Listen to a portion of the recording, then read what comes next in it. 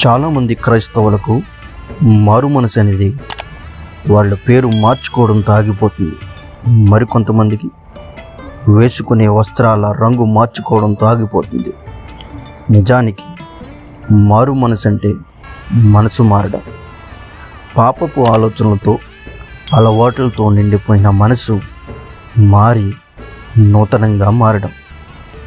అంతేకాకుండా నీ క్రియలన్నీయు నీ మాటలన్నీయు నూతనమైనవిగా, పరిశుద్ధమైనవిగా, మృదువైనవిగా మార్చబడాలి.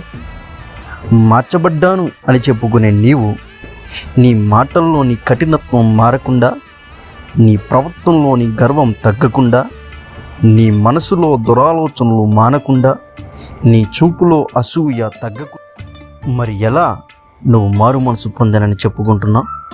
ఇవన్నీ ఉండి కూడా నీవు మారు మనసు పొందాను అని అంటే అది అబద్ధం. అటువంటి అబద్ధాలు నిన్ను నరకానికి తీసుకువెళ్తాయి. నిజానికి మనసు మారితే నీ వస్త్రాల రంగు మారకపోయినా, నీ పేరు మార్చబడకపోయినా నీవు నూతన సృష్టివి.